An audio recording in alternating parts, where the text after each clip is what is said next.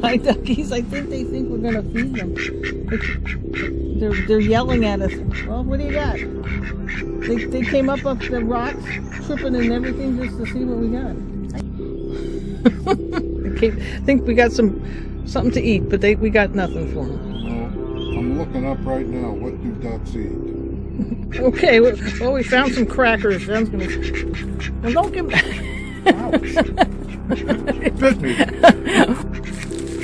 I'm not going to feed you out of my hand anymore. Hi, I'm Jill. And I'm John. And we're the Geezers on the Go. Go, go, go.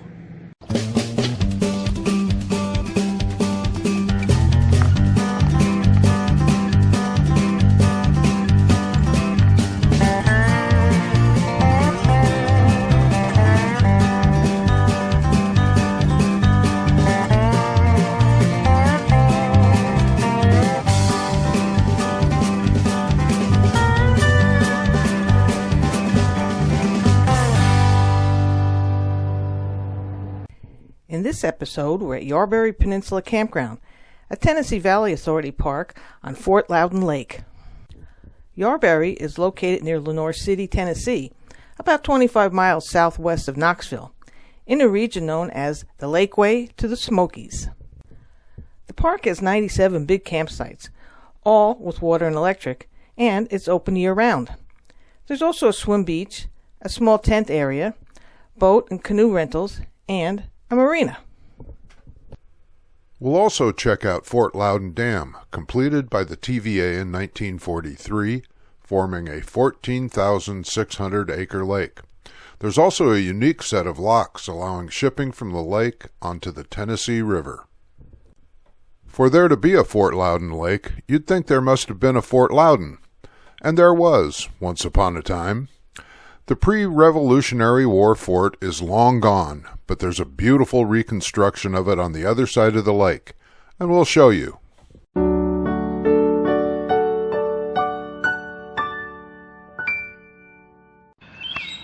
We're here at Yarberry Campground in Lenoir City, Tennessee.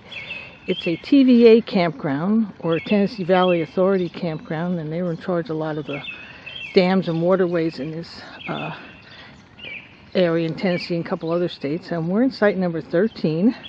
We have water and electric, and pretty good spot. It's all gravel, and there's little docks right past our site, and you can walk right down to the lake. You could easily have a boat there, and they also rent boats. And it's got some little bulkhead here so all the dirt doesn't go down the hill. Just have to be careful. I found that there's some ants in there. A couple of them bit me. The only tough part is to come down. You have to maybe walk around, or you could walk down this little bit of a hill. But it's a pretty sight, and you look out right over down here to the lake and the docks, where you can rent the space to put your boat. And right beyond there, that's where the boat launch is. I don't know what they're doing over there. It's a big barge. At the end of the pier there's two pontoon boats you can rent.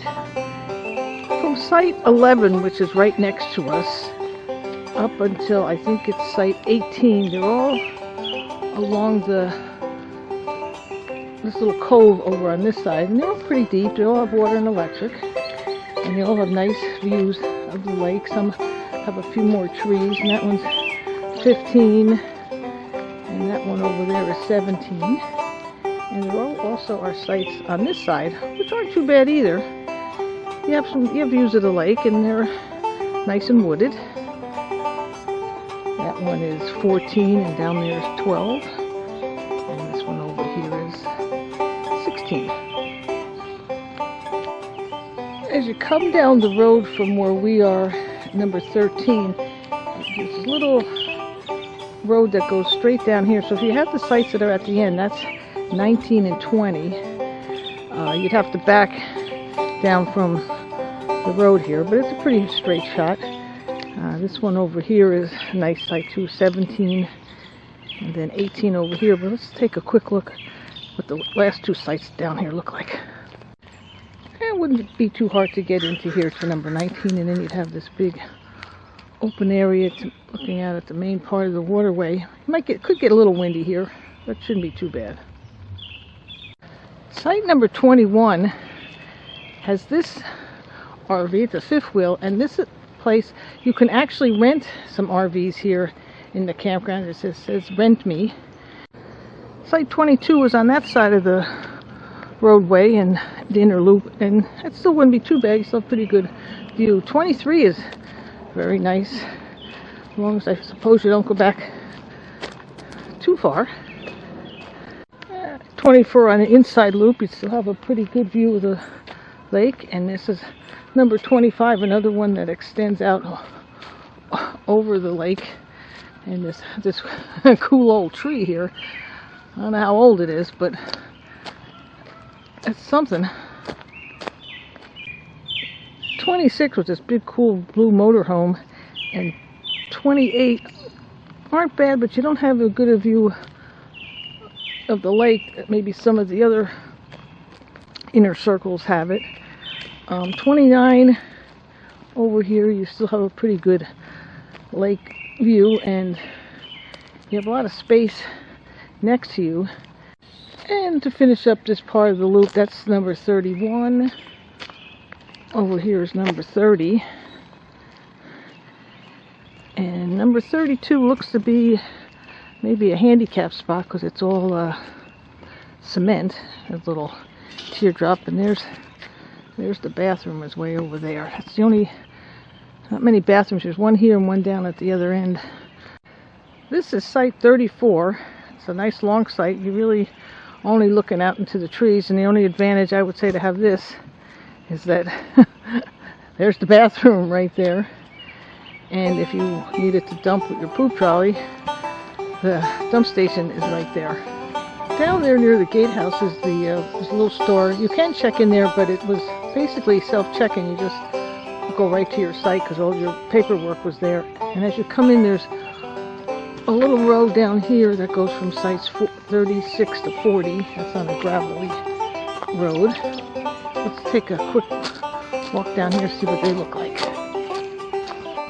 Okay, this is site 36, but I'm not sure I would care too much for it. You don't have a lot of room. Maybe you have space behind you, but with boats coming and going all the time, especially on a weekend, I'm not sure I'd care much for that site. And the ones down here, they're all kind of close together. They must have been after sites. This is 37. Again, backs up to the parking lot, to the boat launch. 38. And then 39 over here is the camp host.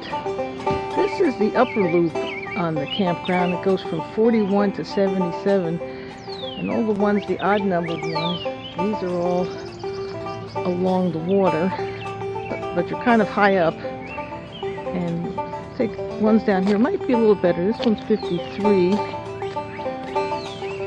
And then you have 55. We'll walk down into that one, see what these last three look like. This is 55. It's pretty long and be lots of shade. But you look like you'll be kind of high up from the lake, so tough to get your lake access if you wanted to fish. You have a view, but that'd be about it. I would say the advantage of some of these up on the top of the hill would be that you're right by the bathroom. Easy walk. This is site 57. The even numbers, that one's 58. That's the handicap spot, and 60 and 62. You get a sort of a view because you're elevated, but let's take a look at this other side. This is 59. It's a very long site. I think I almost picked this one when I was looking, but I think I decided against it because, again, it's way above the lake. But boy, this is a gigantic site. You can fit lots of stuff here. This is 61. You have a pretty good view of the lake there, but the site's kind of on level towards the back.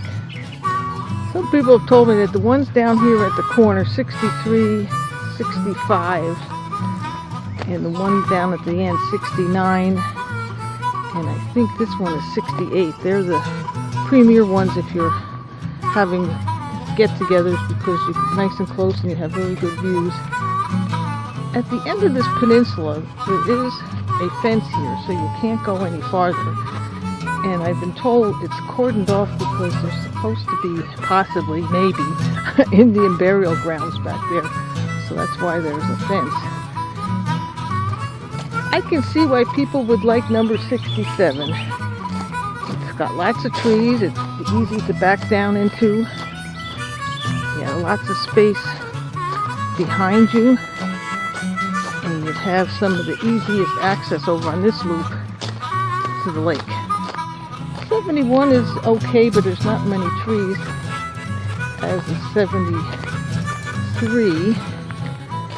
Nobody down here in 75, but that looks like a pretty decent spot because there's nobody on the other side of you.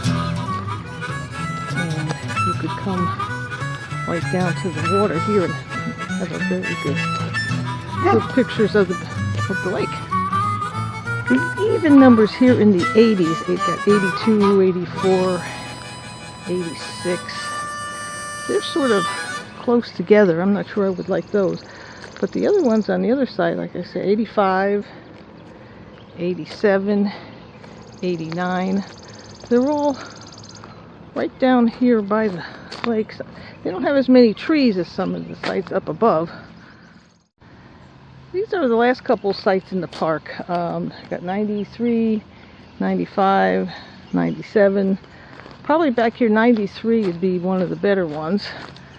I would say the disadvantages to 95 and 97 is that although you're close to the lake, you're also in front of the primitive area where you could be at 97 and this person in the tent will be right behind you. Just after you enter the campground and park and where the little store is and the check-in station, there's a very nice day use area and a nice sandy beach here.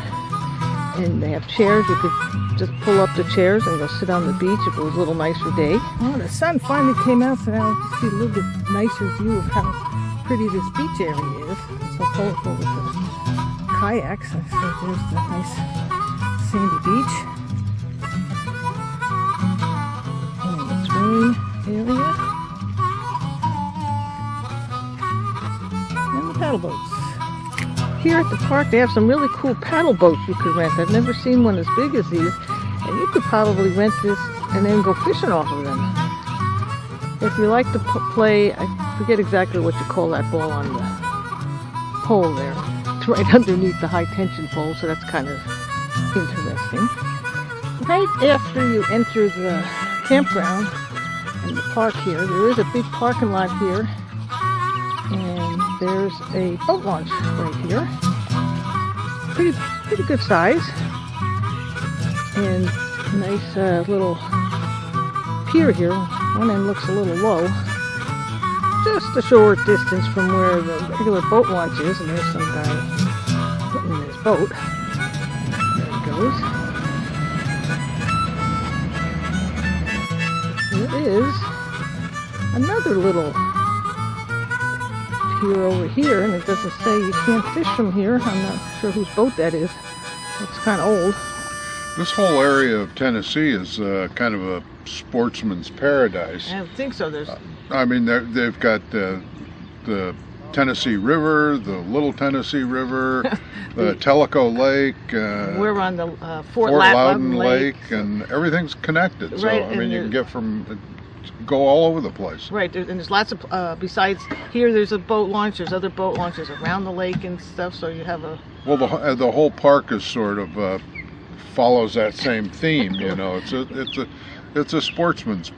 It has a nice boat launch. Has 2 fishing piers. It's not a park if you're a big hiker. There's not a lot of hiking trails, but there's a nice beach, and all the sites have water and electric. And well, there's hiking trails all outside the park. Right, I mean, right. And then we even saw some crosswalks across 2-lane roads where the trails cut, come out of nowhere. But it's a pretty cool. It's a Tennessee Valley Authority a campground, and it's run very well. It's a lot of space for each camper, so you don't feel crowded or anything like that. Yeah, the sites are gravel. They're nice, all laid out well, level. And we're in the Lenore City, and there's plenty to do in the area. You're about 5 minutes from any kind of shopping and stuff, so you're there. And then we got to visit a couple other things, didn't we, John? Well, yeah, we took a look at the dam, which is one of our favorite things to do. And we saw a tugboat push a barge into one of the locks, and that was cool. We just happened to be there at the right time. We also saw Fort Loudoun, which is a state historic area. Right. It's not an American. It wasn't an American fort. It was actually a British fort. And it's about like 20 miles from here, so it was an easy ride. It sort of predates America. Right. It was from the 1750s. Yeah. And it was built by the British to fight the French and Indian War. And it's a replica fort right now. It's not original, but they've really done a good job in rebuilding it, and it gives you really a good picture of history back then. Yeah, that was a fun trip. And then we got to go, we went to a really nice little restaurant called Calhoun's. Right, it's only about like 5 minutes away, and it's right where all the marina and other boats are, so you have a nice view and a nice dinner. The Fort Loudoun Dam was originally built for flood control and hydroelectric power, but it's also wound up creating one of the best bass fishing lakes in Tennessee. Pretty good size area here. Somebody fishing down there, and some people fishing down below.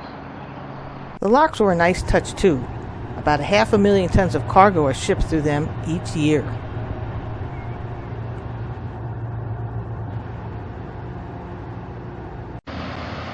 This is the lock here, like near the dam, and there's a barge and a tugboat going in. Take a walk down. Got fishing down here.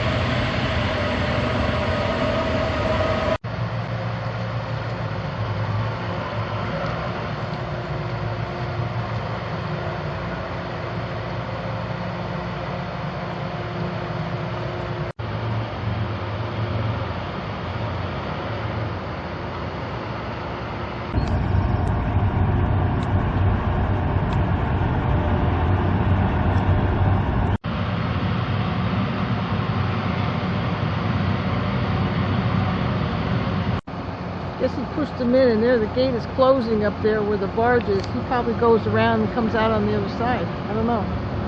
Maybe it's another tugboat over there, but the gate's closing.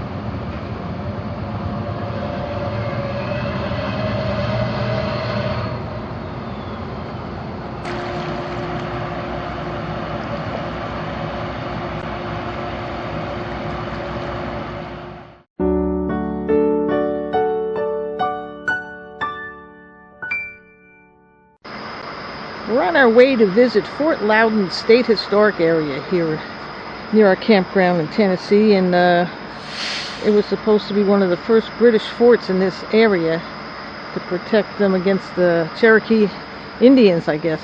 So we're going to take a walk up. It's about 20 miles or so from the campground. We're here in the Fort Loudoun Museum, and they have a lot of artifacts from way long ago. The fort was actually built in the mid-1700s, so it's pretty old.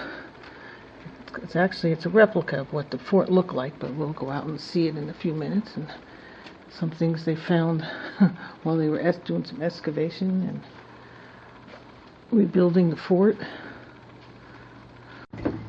After you check out some of the exhibits inside the visitor centers, and you come down this trail, and you can make your way down to the fort. They have little gardens out here. There's part of the fort. We'll keep walking down the trail, and it's a reconstructed fort. This fort was built in the 1750s. I believe started in 1756, and they finished construction in 1757.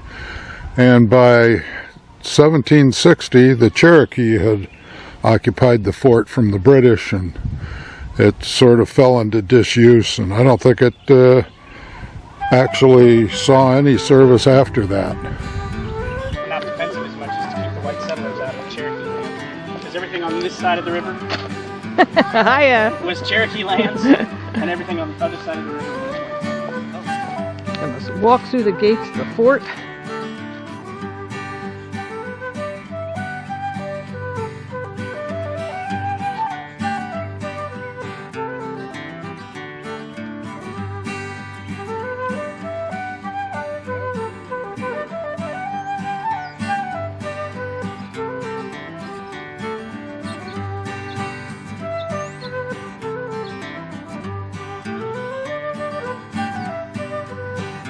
There's John up there looking out the window. I guess he's reconnoitering. Maybe he's going to shoot something. I don't know.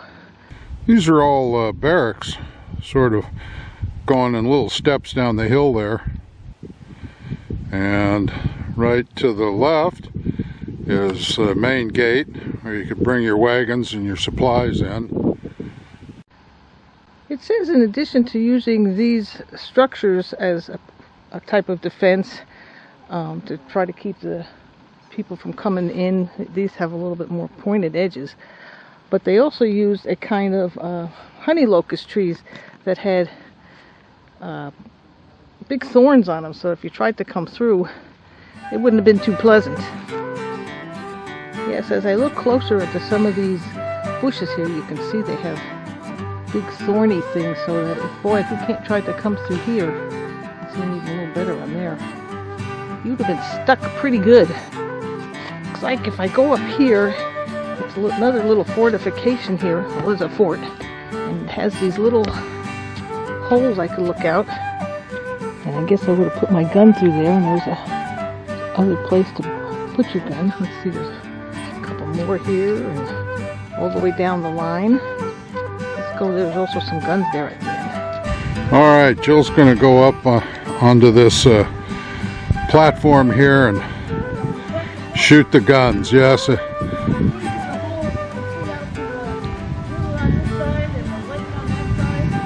Yeah, probably all she'll hit is some school children visiting the fort. I'm ready.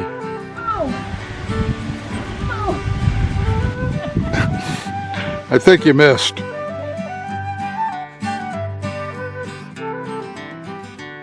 We scored a direct hit when we decided to visit the fort, though.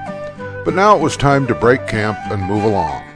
We're glad you could join us, and as always, we'll see you down the road.